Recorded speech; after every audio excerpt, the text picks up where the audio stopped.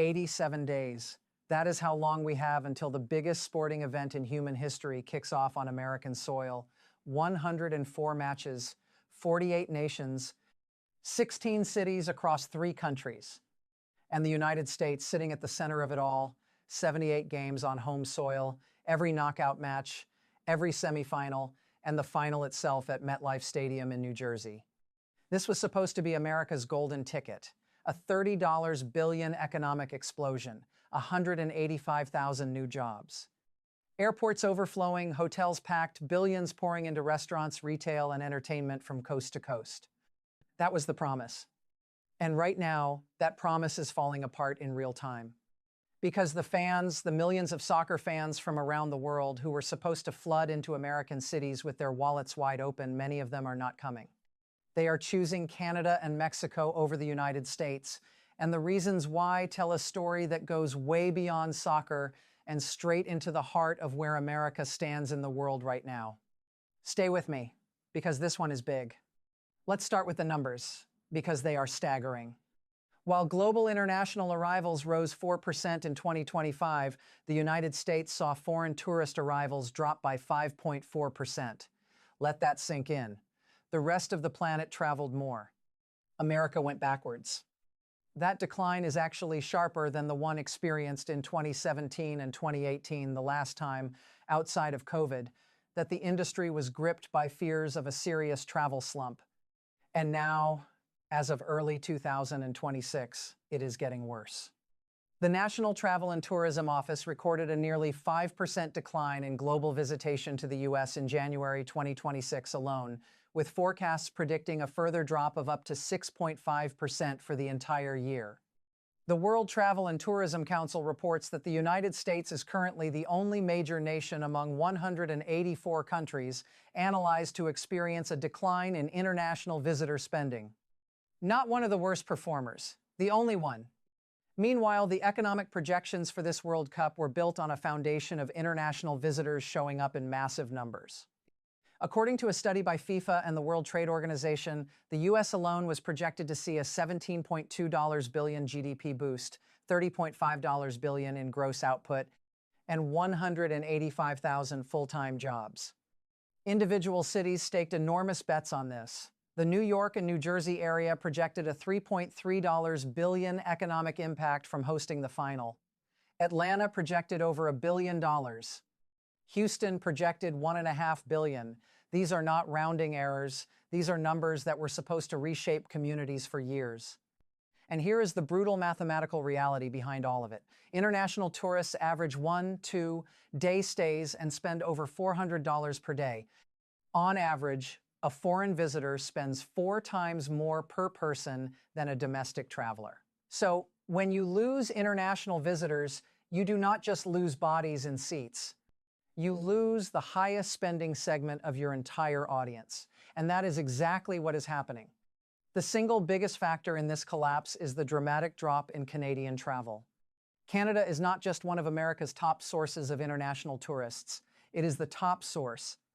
In 2024, Canadian visitors made approximately 20.4 million trips to the U.S. and spent roughly $20.5 billion, supporting about 140,000 American jobs.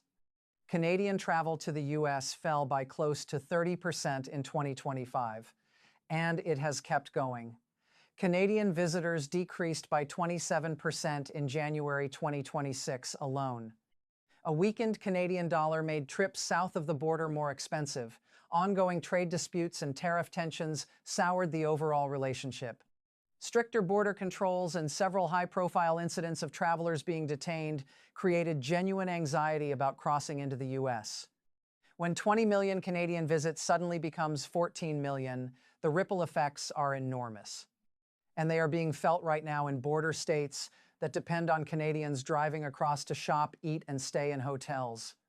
But it is not just Canada.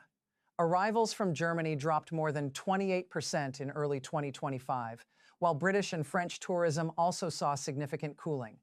Travel from Australia, India, and Western Europe has all declined.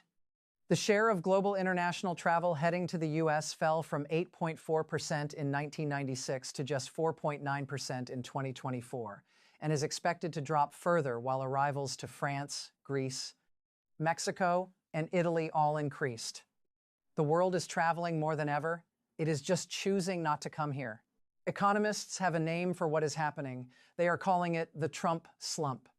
The implementation of stringent immigration and border policies, alongside aggressive trade tariffs, is fundamentally altering the global perception of the United States as a welcoming destination.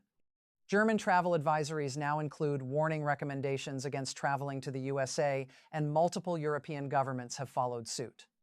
When allied nations are issuing travel warnings about America to their own citizens, that is not just a political story.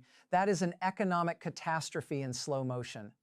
Tourism leaders in Las Vegas and Miami have expressed concern that the high costs associated with the World Cup are creating a premium-only environment. A domestic-heavy crowd typically results in shorter stays and lower per-visitor spending. The result is high-occupancy stadiums, but lower economic yield, a scenario that leaves small businesses across host cities in the lurch. Nevada alone estimates that the decline in visitors contributed to a $6.7 billion hotel revenue shortfall in 2025 in one state, in 1 year. And the World Cup hasn't even started yet. Experts warn that while policies can be reversed, the perception of a country as closed for business or unfriendly takes years to repair. The damage to the national image may be long-lasting.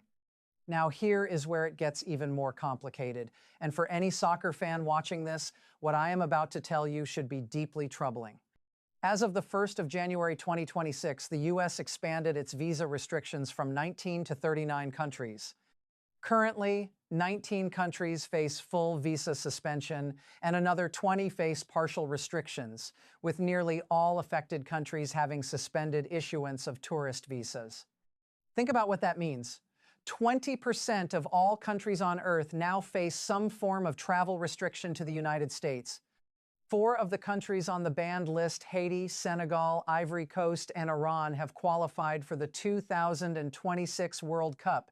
Their players will compete, their flags will fly, but their fans, the people who have been dreaming of watching their country on the world stage, are largely banned from entering the host country. Haiti qualified for the tournament for the first time in over 50 years, yet most fans from the island will not be able to watch their team play in the U.S.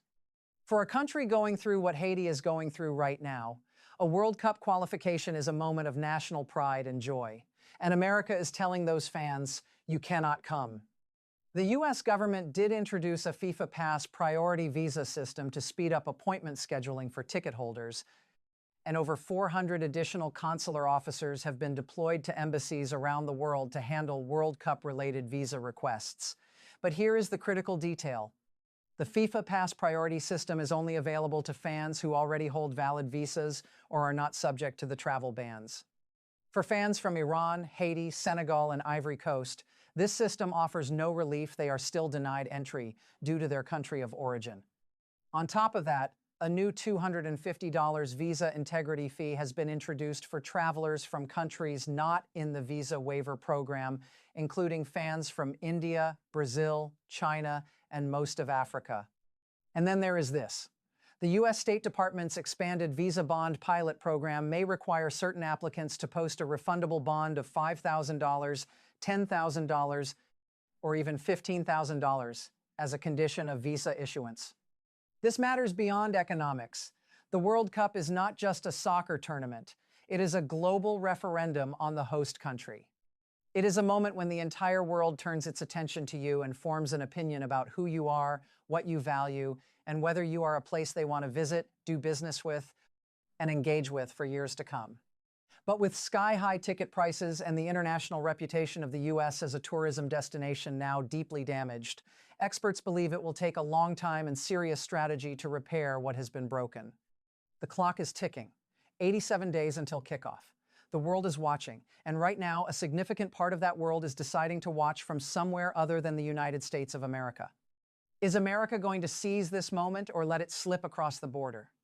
Drop your thoughts below, subscribe so you don't miss a single update as we count down to June 11th, and share this with someone who needs to hear it.